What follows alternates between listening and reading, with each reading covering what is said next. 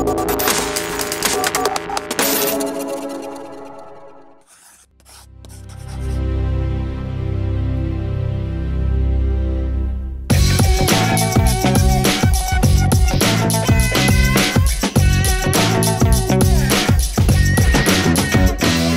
morning, and welcome to the Comix Experience Graphic Novel of the Month Club for kids for the month of January. And we've got a great group of kids in the room. Make some noise. Yeah! Woo! All right, I love it. I love it. Our book this month is The Fantastic Courageous Princess, and we have got a special guest here, Rod Espinosa, all the way from the Philippines. Wow, that is the largest amount that people have traveled for this. So, oh really? I'm really super excited that you made the trip all the way to come and talk to us about comics. And so that's the first question. It's always the first question. Comics. Why comics? Of all the things you could be doing in your life, why comics? I know, right? I mean, why comics? I think I drew comics as a child. I mean, when I was young, I would just draw at the back of my textbooks, and I would embellish the drawings. Like if there was a drawing on a textbook, you know, like a family, I would add a dog. I would add like the house behind them. Yeah, there's things like that. And I like doing that. I like adding value to something already. And I didn't know about that term yet, but anyway, I just love drawing, and I love doing the little animations, you know, when you animate using the book corner. So I did that, and I would never, just don't do this, okay? I said I would not listen to the lessons, and the teachers will always go, Rod, you gotta listen to the lesson. I'm like, oh yeah, I pay attention. But I did keep my grades up, to my credit. So, and I didn't imagine that this would be my career, actually. I thought I'd be an architect. And so, there's pivotal things in your life that you look back and you go, oh my gosh, that one classmate turned me on to art, to fine art. And if it weren't for that one classmate, I don't know where I would be. So, but we're not friends anymore. So what's so funny about that? It's just, it was just a pivotal thing in my life, and then we never met again. So it's so strange that way. But I met the right friends when I got to college. I met the right friends. I met the right group. We're all into comic books. And one of them collected Marvel. Another one collected manga. So you started borrowing these books from friends. And that kind of began my journey.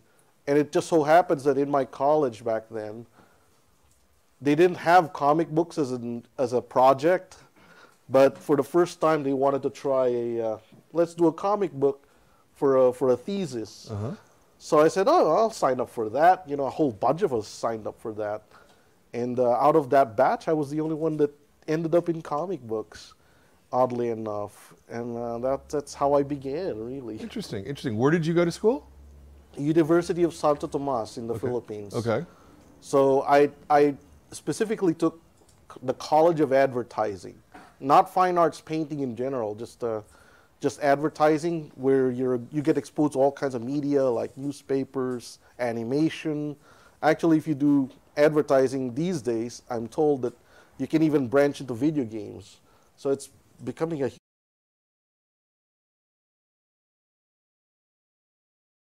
what do you call this, specialty. Sure. What's the comic scene like in the Philippines? In the Philippines? Yeah. It's smaller, obviously, than the U.S., but there's a thriving community there right now. We also suffered our own sort of collapse in the 90s. Right. I think that because of what happened here. And then now it's back to people making graphic novels. We actually have a great community there, because you got the top guys there. You got Leno Francis, you, and all of them down there. And it's so amazing to me where, you go, here's Marvel's top artist, and he's just right there. And whenever we go to cons, we would have lunch first, and, the top Marvel and DC artists would just be there, eating alongside with us, and we'd just go, hey, it's such a small and tight-knit community. It's just great that way. And so, you see them all the time. There's there's a growing comic book presence there now. There's Super Manila, which was held just recently in last November, where everybody showed up. Like anyone in comics showed up.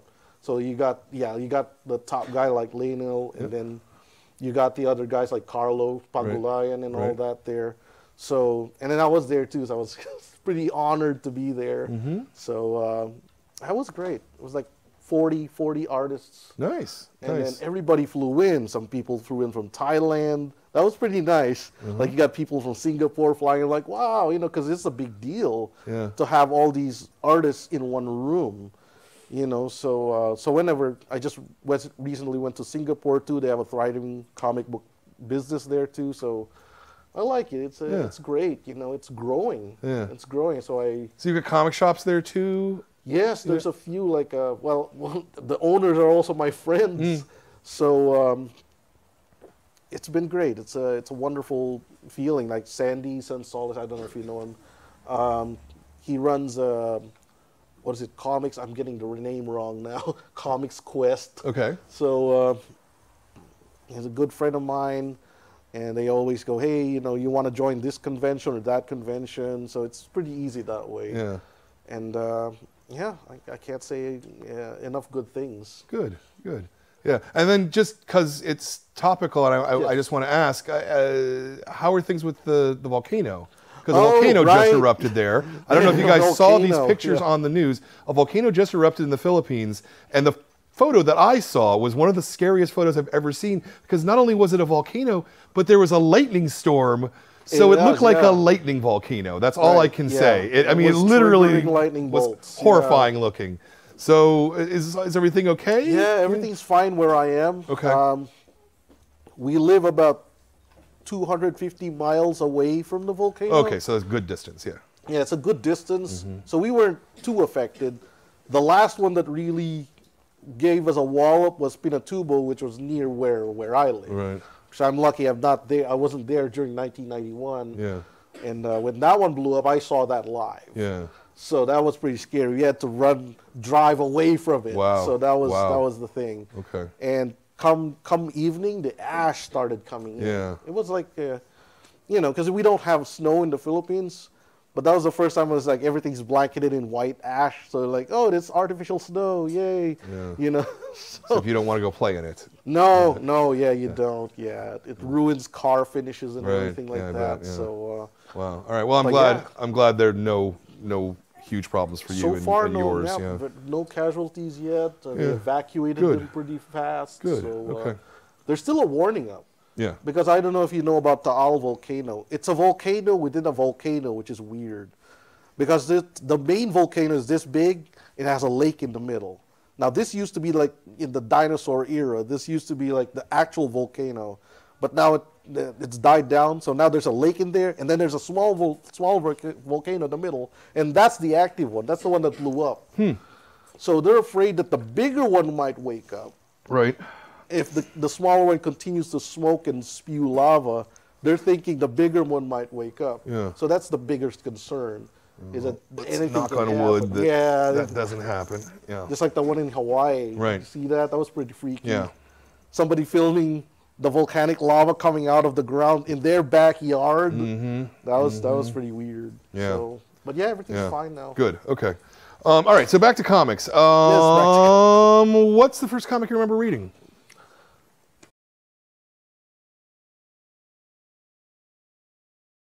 The thing about my story is that I only have one issue of everything.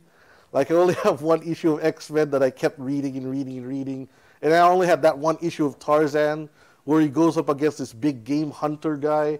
And the big game hunter guy is like shooting up all the animals. They were pretty, you know, kind of environmentally conscious back then because he was like, stop shooting the animals. And the big guy's like, yeah, make me, you know. Yeah. And so it stopped with him and the big hunter guy kind of like, facing off because the hunter guy was a boxer out in the world. So, and they stopped right there. The issue stopped as Tarzan was about to fight the big boxer dude that was like Because he wasn't like, he was hunting like in a weird way. He had a machine gun. He had a Tommy gun that would just spray bullets all over the place. And he would kill all the animals in Africa or something like that. So Tarzan's like, yeah, that's not the way to do it, kind of thing. So, you know, that's all I remember. And then I never saw what happened after that. That was, and then I had one episode of Mai the Psychic Girl, just one episode, where they're running away from like secret agents, you know, from some kind of, you know, private entity that's after her because she has psychic powers. And they just got away from like this old man that knows a lot of kung fu. And then that's it. I never didn't know what happened after that. And to this day, I don't know what happened to those. I don't know what happened to Tarzan. Did he win?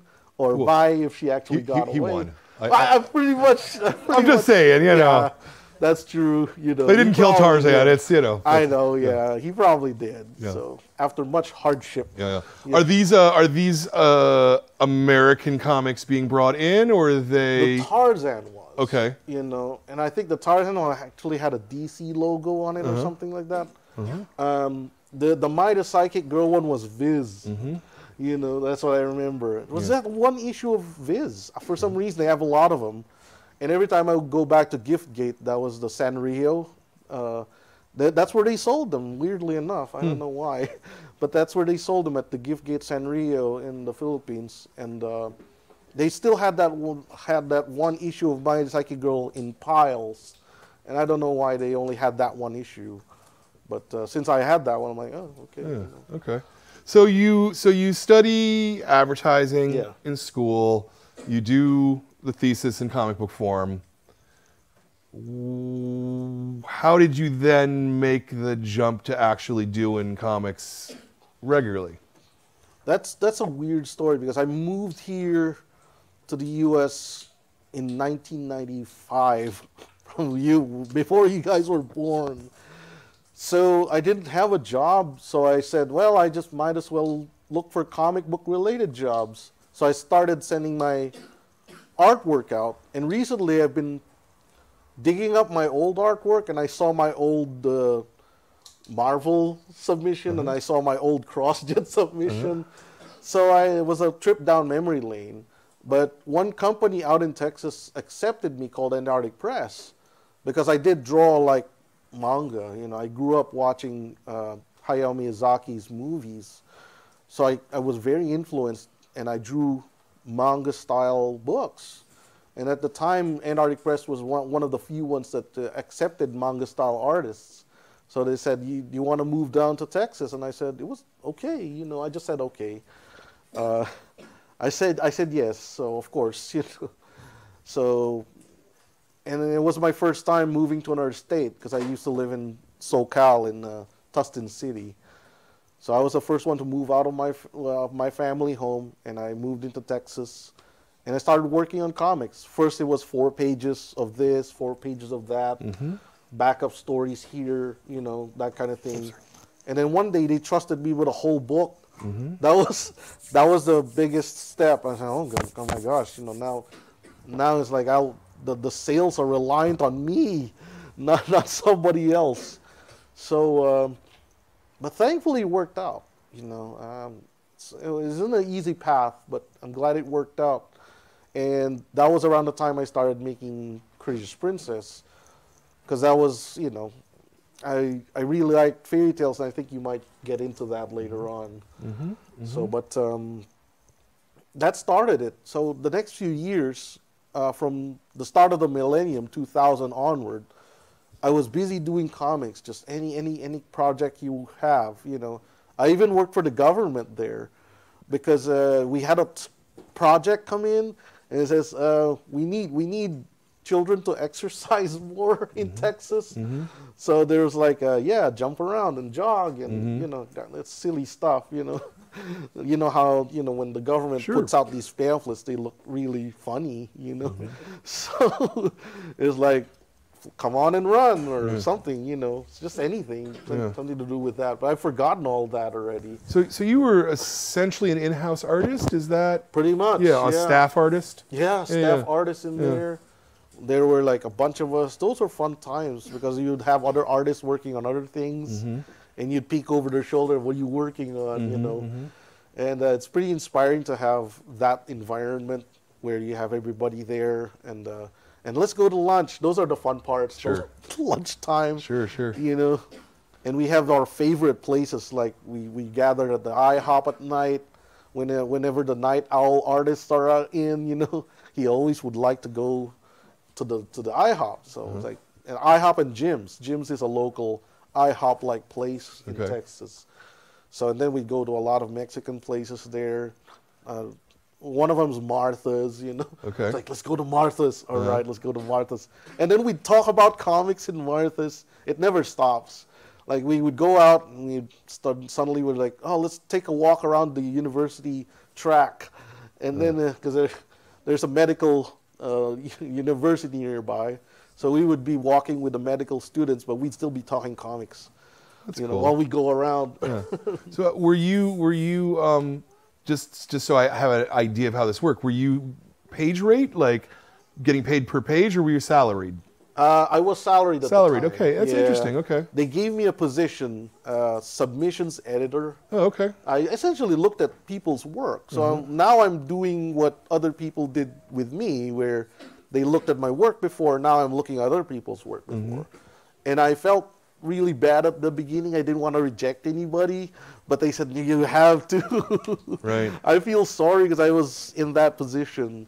So I said, okay, I've learned how to write things in such a way that, you know, it encourages them to submit some more. Sure. But at the same time, I didn't just say, yeah, you suck, you know, or something like that. You know?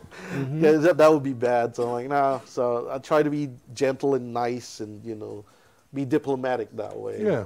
So that was my official title until around, let's say, 2006. Okay. 2006, I think the business wasn't doing well. The industry was contracting, and they had to let me go. But that's when I went almost full freelance, and that was a scary moment because I lost my paycheck. Now I have to rely on just comic book work to make things happen. And thankfully, here I am. It's 2020, and I'm still going at it, and I can't believe I'm no longer employed, but still.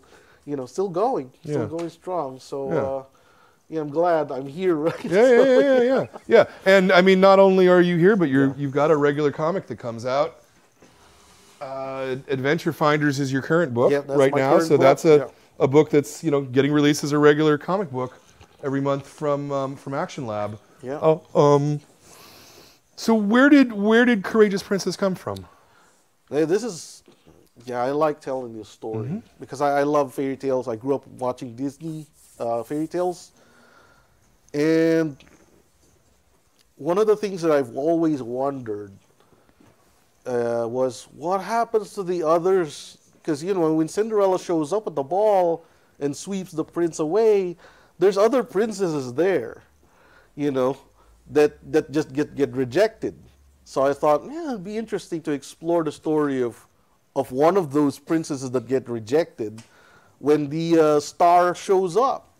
So in the first episode of Courageous Princess, that's exactly what happens. She gets invited to a ball, but she wasn't the one picked. Instead, the prince picks somebody else, and they go off on their own happily ever after story. And she just goes home and like, the prince didn't even pick me.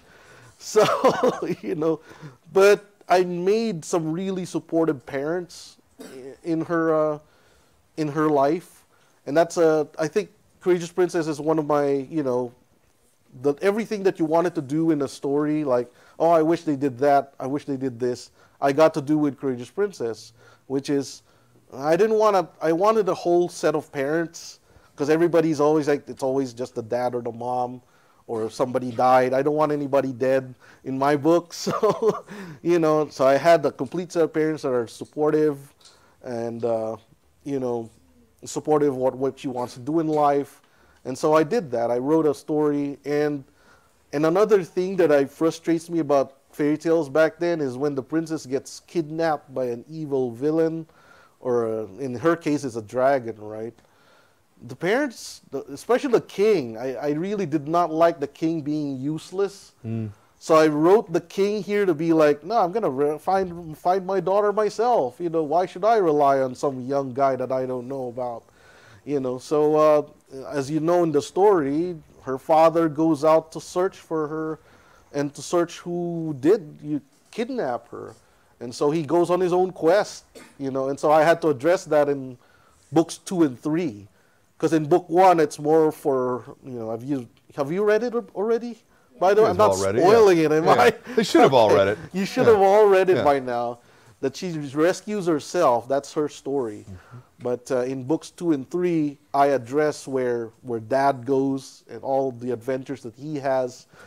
You know, essentially assembling by this time I've already watched Ocean's 11, and I said, I'd love to have an Ocean's 11 thing where he starts getting all these specialists from different fields to rescue his own daughter. So I kind of got to get that happening. And of course in book 2 and 3, because they were so late, a lot of other movies started coming out. And I thought it'd be nice to have like a little Kung Fu Panda and Shrek in there. You know, just to call out that these movies already happened, and, you know, because I'm trying to base it off a lot of fairy tales. So, and it is like that. It's how I wanted to tell my own fairy tale. And you've all read book 1 so far, but not 2 and 3, right? Yeah. Okay, good. Okay, so I don't want to spoil that for you. But there's a lot of other things that are coming up there. I mean, I had to reread my first book too to find out where I can, you know, put some plot points. And yeah, just like in all fairy tales, there are witches and evil queens still to come. That's all I can say. You know. So when you pitched the Courageous Princess, I mean, at that point you had worked at Antarctic on staff for a while. So was the pitch process kind of just, I want to do this book? Okay, great, you'll do the book. Or did you have to put together a whole proposal like anybody else? Yeah, I had to assemble a whole proposal. I think it was 10 pages of Courageous Princess. And I actually wrote that as a written novel at first. Oh, okay. People don't know this. I still have copies. And this was in the infancy of the internet, where you can publish your own book online somewhere, like print on demand, the earliest versions of print on demand. And I submitted Courageous Princess up there, and it sold like 2 books. So, 2, all right. Yeah, nice. 2 people actually bought it, and somebody wrote back to me and said, hey, I liked it. So at the time, Courageous Princess only had 20 illustrations. One of them was her christening at the birth. That's from the written book, because I had, like, you know, the words, and every 10 pages, and then there's an illustration there, and then another 10 after 10 more pages of words, and then another illustration. That's how the book was laid out. So I had all these illustrations, and originally the story happened differently, and it only covered her escape. You know, originally this was it. This was the original book. She actually got home and everything fine, you know. But obviously in that one it wasn't the case. So in the original book, she got past the kingdom of Leptia and went into another, you know, stranger world, and then she got home by herself with Spikey and everything. Obviously, the 2 next books are gonna say otherwise. Right. Let me ask our wonderful audience here if you guys have any particular questions about Courageous Princess, or the world, or the characters, or anything at all. Come on. All right, there we go. Go ahead. Where'd you get the idea of the Spikey? Spikey, yeah, that's another one. That's another Disney inspired idea, because I like Disney animation, and I said, she needs her own animal sidekick, and all the other animals are taken up. Like, I don't want a dog, you know, or something too common. So I thought, maybe a porcupine. Nobody's done a porcupine yet, and that's how I base it on. Like, nobody's done a porcupine yet, right? No, okay, a porcupine it is. You know, so that's how. With the red, yeah. Why why did you choose boar? Oh, yeah. The boar, same thing. I thought, who else can she meet? And was Lion King out at the time already? I have no idea. But anyway, I thought, well, it'd be nice to have a wild boar there, because I was thinking of other wild animals, but I'm thinking the elephant would be too big, So I went through the whole thing. I'm like, I don't want an ostrich. I don't know, ostrich. I don't want to draw an ostrich. So really, that's one of the things. I'm like, I didn't want to draw an ostrich. I'm like, yeah. So I settled on the boar because he looks kind of round and chubby and kind of friendly. So, yeah, that's how I chose the boar. Neat. He actually has a bigger role in the next book too. He shows up again back there. Yeah, with red. Yeah. Orange jacket. Orange jacket. Yeah. Yep. Oh, why do you have the boar on the cover? Shouldn't it be like more on the second book because you said he has a bigger role in the second book than in the first book? Oh, that's just the cover that the company chose, really. Mm-hmm. Well, the boar did show up in this book, and so. What I do like though is they made the bookmarks, and you can line it up so that it's kind of odd. Oh, right. Yeah. Sorry. In the second book, she doesn't ride the boar anymore, so that's the only part that she rides the boar. Yeah. So back there. Yeah, in the back. Me? Yeah. Why did you make Princess Mabel so courageous? So gorgeous. I didn't think she was that pretty to begin with. I mean, obviously I didn't make her ugly, but still, there's other prettier ones in the book than her. Yeah.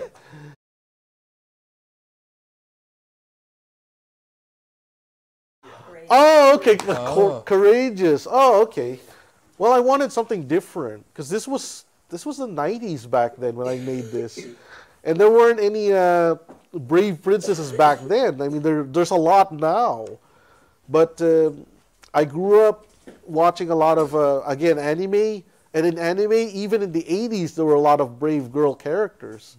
So I base it off of that, my love of Japanese cartoons, where there's a lot of strong women characters, and that carries over in Adventure Finders, really, where there's another.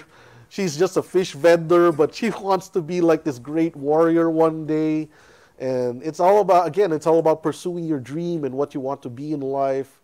And there's people in her community that support that. There's people that are going, nah, just be part of our town, just be a fish vendor forever, So it's about that, It's about yearning for something better, Yeah, I mean, I would say that particularly in the Disney cartoons from the time, the princesses were relatively passive observers of their own world and didn't go out and have adventures of their own. When you look at Snow White or you look at Cinderella, they're not bold characters, and so it was kind of new to see back then. Back then. Today, you guys have all kinds of wonderful characters who are bold and action-packed, but it wasn't quite the same back then. No, it wasn't. So that was what inspired me to do the book, because I wanted something different. I wanted my own fairy tale told the way I like it, with a princess that rescues herself, but also, again, like I said, with a king that actually does something. Mm-hmm. I just didn't want her dad to sit on the throne and just go, "Oh, where's my daughter?" So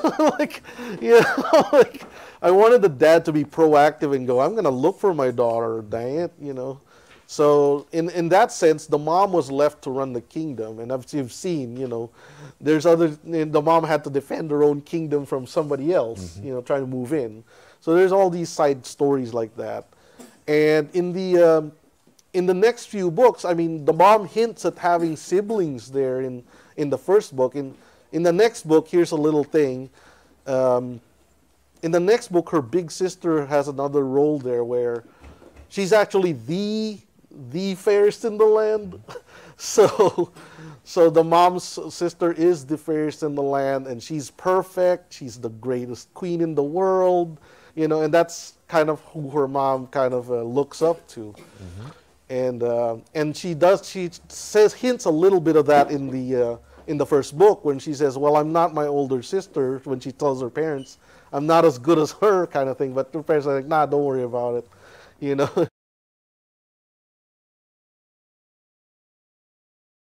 Supported parents, I don't know. I just like that theme, you know. Yeah. Yeah, please. Will the mom and dragon be back in the second book? Not the original dragon, but there will be. And of course, it's got to be bigger. It's got to be a bigger dragon. And yeah. Where did you come up with the design for Mabel Rose? I came up with that looking through like medieval drawings. That's sort of how the people back then were garbed as. So I based it on that, but the colors I chose because, and Barbie, I guess, like I saw the lineup of Barbies at Toys R Us. I'm like, all right, so she'll be wearing pink then. That's just one of my automatic choices. But later on, my color scheme changes because in books 2 and 3, it goes from pink to slightly more purple. So it's a slightly more mature, color. But that's because she's growing. She's growing as a person. She's growing as a potential leader too, because she starts leading her own little small army of misfits in the next book. Yeah. Where did you come up with the names of the characters? Oh, well, I like making up names like that. Well, Mabel is Mabel Rose, So I just wanted to create like a unique sounding name that's sort of familiar at the same time. Obviously, the Rose part is probably from the Disney cartoons, like Briar Rose, So I just take the Rose part and add something else, and Mabel seems to be like the suitable partner to Rose. I'm like, okay, just because I wanted to have my own Briar Rose, but not Briar Rose, obviously, So that's how I came up with that. It says like Beyond the 100 Kingdoms. Like, is it like the 100 Kingdoms and then like what's beyond is the dangerous part? Yes, pretty much. This is the 100 Kingdoms. If you see the map, there's 100 Kingdoms up here, and then she's trapped down here at the Unremembered Lands. And that's I hint a little bit in the story that the castle there used to be the Beauty and the Beast castle, or the Sleeping Beauty castle, because it's surrounded by thorns.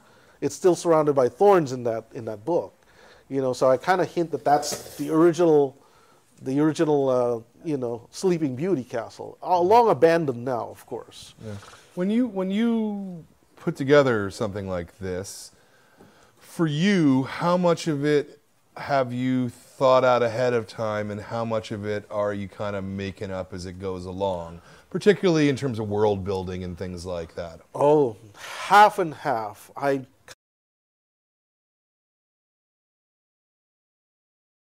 You start going, it'll be nice to have this scene here, and some of the characters actually suggest their own scenes. Right. Like here's an example in my current book, Adventure Finders. There's a child that they rescue there. There's a street kid that they rescue there in the gutters, and she ends up taking over the story a little bit, and she influences quite a lot of the events that lead up to the gathering of all the other heroes. So I'm like, oh wow, look at that! Just because we took time and discovered and explored what life would be if you took on a little girl like that.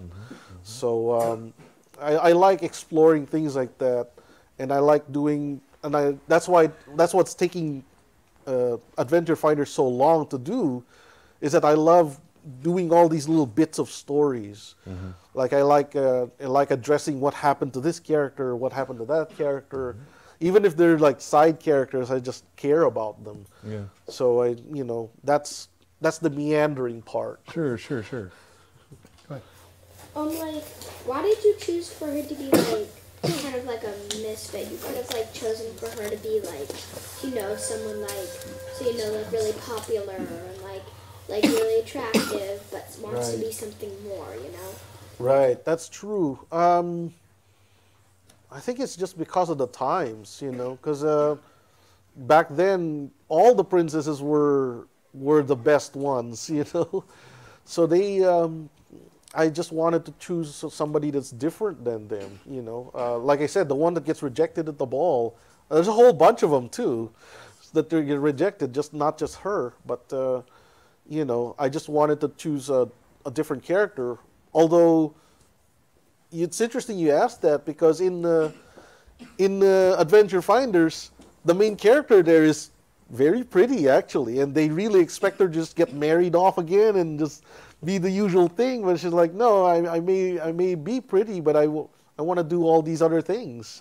You know, that's so funny that you asked that, because that's how Adventure Finders begins, is that they just expect her to be just married off because of her looks.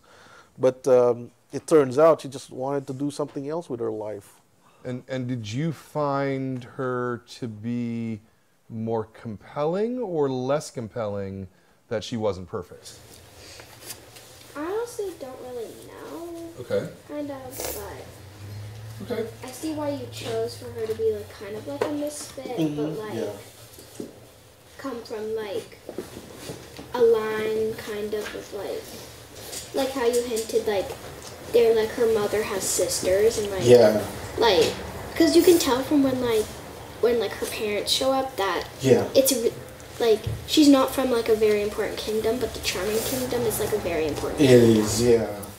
So I hint at that, and she does say that I'm not as good as the other sister that's coming up in book 2, and I like it that way. I mean, even her mom has her own insecurities about about that, because she isn't her older sister, you know. But the parents are like, it's fine, you know, don't worry about it.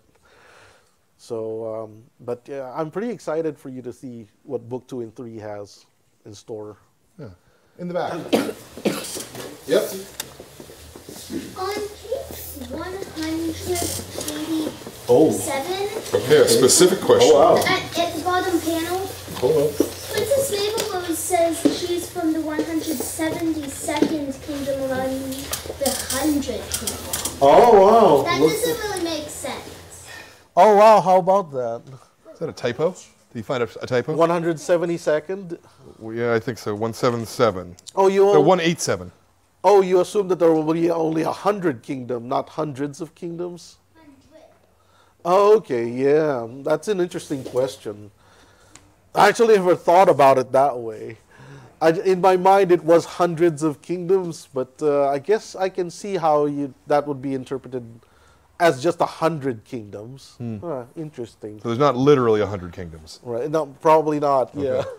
Well, is it like 100 main kingdoms and then the smaller kingdoms? Oh, there you go. Yeah. Because like, It's like 100. because like you have the Chosen kingdom, Right. like a giant kingdom, Exactly. Yeah. and then you have their kingdom, which is like the smaller Yeah. kingdom. So Not listed, right? Yeah. Makes sense. Lesser known. Go ahead. Yep. On page 183. Oh, wow. Why does it look like she has lipstick when she's sleeping? Oh, how about that? I guess it's just the ink. I think it's her tongue. Yeah, it looks like her tongue. Yeah. That's her tongue. I think it's just Yeah. On that, yeah. Yeah, that's her tongue right there. I really enjoyed creating that little burrow, because I thought, what would foxes live in? Obviously, it would be a human room. So I thought it'd be nice to have like something that looks like a burrow. Yeah. That's world building for you. There you go. There you go. Anybody else have any particular questions about the book? about like the ring she wears, like is it from like a certain kingdom, or like is it just like I don't define it. It's just a magic ring, and yeah, that's about it. I didn't really think about it that much. but like when she's kind of in need it does stuff for her? Is there like stuff along the like is there a certain range of what it does? Like I think Did it you just come up with yeah, what it it just does, or- prevents other people from finding you. That's kind of like the parameters of the magic ring. It renders her invisible to like a magical scrying, which is like a, you know, when the dragon tries to locate her, you can't because of that magic ring. But like it also heals her like arm. It looks like. Oh, I don't even remember that part actually. Does it? It looks like it because where's the page? Because it glows, or Here, where is it? Like she takes off the cast and like looks at the ring. Oh, I see. No, yeah. No, I think she's just looking at her own arm there. I think it's the days spent with the dwarves. Then it has like its own panel with it just the hand and Right. the ring. Yeah. Uh-huh. It's not like her entire arm. It's just the It's hand. true. Look at that, huh? It's time. Yeah, there you go. No, but yeah, no, the ring doesn't have any healing properties. At least not that one anyway. It just renders you invisible to attempts to find you. Yeah. Yeah. What are these other kingdoms? What are these other places that you haven't told us about in the story? What are they doing here? Do they take any place, or are they just to make it look big? Partially to make the kingdom look big and fleshed out, but at the same time, actually, I was curious about that too. So that I actually explore more of those other kingdoms in book 2. You know how we left Dad still going off to find help? He actually goes around those other places and tries to find help in there. Yes. I noticed like the islands. Oh no, he doesn't go to any of the islands, I think. Yeah. Like where did you come up with the names of all these? Like there's the City of the Seven Swans, the Pea Kingdom. Oh, that's Carrot another Village. fairy tale, actually. You know, just like all the names. Where did you come up with Yeah, them? a lot of them are based on other fairy tales. Sometimes they're Russian folk tales. Just anything I can grab that looks fairy tale like, you know. And then there's a few that I based probably just on real life, you know, like the city of Suleiman or something like that. You know, that's based on a real place. Well, also when you have 100 of them, I mean, that's a lot to fill in. Right. Yeah. I just wanted to make the world look big and full, you know. And as I said, the dad does go to a few of those places to find aid later on, so we catch up with what he's doing. So a good chunk of book 2 is mostly the dad going out, like I said, like Ocean's 11, finding all these misfits. Go ahead.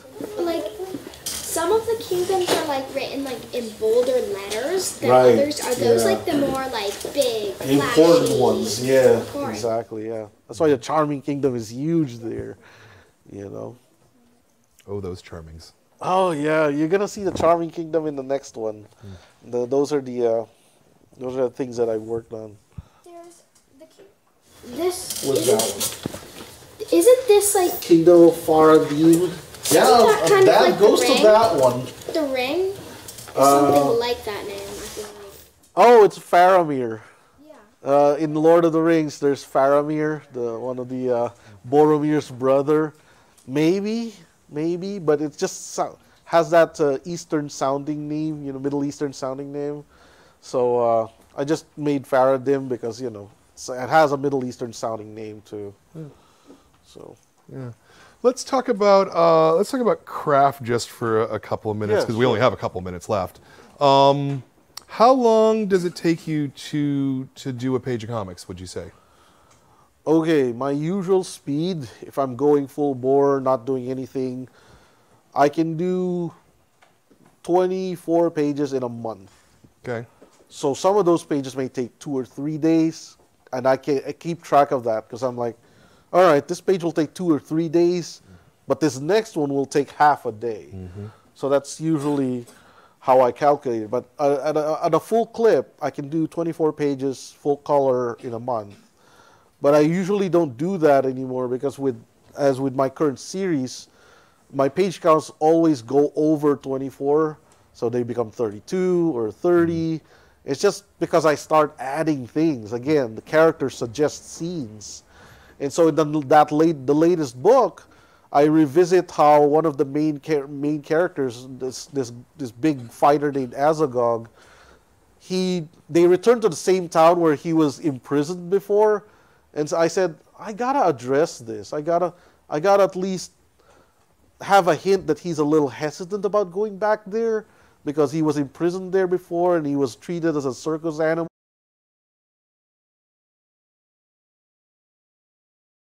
Furry Knoll, he's not a human. He looks like a giant hyena, you know. So he was a circus exhibit in that town, and he was a little scared of going back. Although now he's going back as a well-armed fighter now because he was freed by Clariette, the main character of Adventure Finders. But I said, I got to address that. And so I add things like that where he goes, I'm a little worried about going back to this town. And then he goes back to that town, and again he sees another circus exhibit that's being abused, and now it's his turn to rescue the poor little chap that's in the exhibit, you know, some other weird little creature that's not human. Yeah. So now that's another story again. So it just snowballs that way, and now I'm stuck with another child character now that I have to somehow you know breathe life to, you know. Are you, because you write and draw your own material? What are you doing first? Are you writing a full script? Are you doing thumbnails, or is it half in your head, half on the page? I do half a script, which is sometimes it's just chapter. This happens on this page, like this page, this action happens. Sometimes I just go, they just fight, you know, the whole thing. They just fight, or this person wins, you know, and that's it. That's all I have. And then I just sort of start building from there. So, or sometimes, other times, I would just write a full script. Sometimes when I'm on, like in my last plane ride, I had 4 hours, so I'm like, let's just do a full script. So page by page, panel by panel, I scripted out because I couldn't draw because the plane would shake. Right. So, right. So I just typed it, and you know. So other times I would just start doing thumbnails. Do thumbnails, and my thumbnails are scribblings. You won't understand them, yeah. But I understand them. Sure. That's the important part. Sure. But sometimes even me, I forget. Like, what was this again? What was he holding? Because I will just scribble, and then he's holding something. Like, was he holding a bottle or a book? I don't remember. So sometimes it happens that way. And while I'm drawing, again, new scenes would suggest themselves. So I got to insert this, if I can, you know. And even in Courageous Princess, there's like scenes that weren't in the book that I drew. I forgot about that. I was looking through the old archives, and I'm like, oh, some pages from Courageous Princess that never made it in, you know. Because at some point she meets a spider, you know, because of Little Miss Muffet, you know, the reference to that. So Little Miss Muffet reference while she's having dinner, but there's no more room for it. So I'm like, just cut the spider out. Spikey's enough. So that's what happens sometimes. Yeah. Are you you work physically? Yeah, not 100% digital. Not 100%. Those drawings, every black line that you see there is on a piece of paper. And then from then on, when I scan them, they become, you know, I color them on a computer and everything like that, and I lay them out on the machine. So that a lot of my original art is just single panels now. Like single sheets of bond paper that I draw one panel on, one panel on, one panel on, and I just put them all together. And so they get assembled to a page. Neat. Oh, that's how I do them now. But I do have some art samples there that have still the whole pages. Yeah. You know, specifically with Courageous Princess. Yeah. Are you and you do a traditional kind of a pencil sketch, a pencil step, and then you go through and you ink it? Sometimes I do that. Okay. Like I would pencil the faces carefully because I want the expressions to be right. So I would do that, and a lot of the fur will just be left to inking. So I just go, this is furry part here. You know, I'll just ink the furry part, but I won't pencil the furry part too carefully. Now with some characters, like in my new book, I do pencil the furry part because I'm like, okay, I need the spots to go here and there, so I do that. You know. So, but a lot of my penciling is in inking is really rapid now. That's why I can't even. I don't know if I want to show my original pages now, because especially with Adventure Finders, a lot of the characters don't have hair anymore. Because I would just take hair from another episode and put the hair on top of their heads. Okay. Because it's the same hairstyle. Right. So I would just draw the face, and then I just glue the hair that's back there from another book. So I already have enough hair to go around. You know, so like if there's a new. I like that. So literally, I'm just drawing them bald, and then I just put the hair on. I'm like, oh my god. That's interesting. Okay. All right. And you're doing your own lettering as well? I do my own lettering. Yeah. So I do everything from start to finish. Okay. So 24. That's my usual speed. Yeah. If I'm going fast. Yeah. And when you do the lettering, are you do you have a font that you're laying in, or are you hand lettering? Oh, I have a font. You have a font. I okay. used to letter by hand, but now I changed that. I want to do my own hand font, you know, but I never got around to it yet. Okay. I haven't gotten around to it yet. Okay. So, but one day when I have time, I guess. Yeah, very good, very good. Do we have any last No questions other from questions? the room? Yes, please. How long was the Courageous Princess originally supposed to be before you added in all of these extra scenes? Right. That one, that book that you're holding right now, she's supposed to go through, like, in the original series, right? In the original book, after the Kingdom of Leptia, she goes into this cave where she meets all these, you know, strange creatures, but she comes out of the other portion like it's a tunnel. After she goes through that tunnel, she's supposed to go back into the 100 Kingdoms. Because that was the original story that I had. And she got reunited and everything. But obviously now I said, nah. in part 2, things changed. So, and I'm really glad that I did that because things changed for the better. Because if she just got home and like, oh, okay, that's it, you know. It was supposed to be like she's gonna have one more challenge after that book, and then that's it, you know. As it turns out now, I got 2 more volumes for you, which just full of adventure. Because I gotta go. Well, this was based on what I watched when I watched the Pixar movies. And what do you notice with Pixar movies? Plan A never works. Plan A never works. They make a plan, but that never works. So they go to Plan B, and that doesn't work either. So now they have to scramble and make something up for Plan C, and that works. Right. You know how that's how it is. So I said, okay, I gotta do the same thing. So it'll be boring if Plan A works. So I'm like, okay, just completely remove the cave and everything like that, and I just wrote something new to where Plan A doesn't work, Plan B just doesn't work catastrophically, and then Plan C and D kind of work out, you know. Yeah. So back there, you have one more question? Where did you get the idea for the dragon? The dragon is something easily. That's from Sleeping Beauty. You know, when Maleficent turned into a dragon, I said I gotta have a dragon on my own. And that's where it's based on, you know, old Nostrium there. In book 2, he's also mentioned, but obviously he's passed on by now. He's dead in that book. So, but there's an even bigger one that comes out. So, yeah. Is the next dragon gonna come out in like book 2nd or 3rd? Oh, in book 2. It's already out on book 2. Yeah. And I made a really cool name. I said it has to be Oro Gigantum because of gigantic, you know. I like that. Yeah, I just love playing around with words like that. Sure. So it's Oro Gigantum, you know.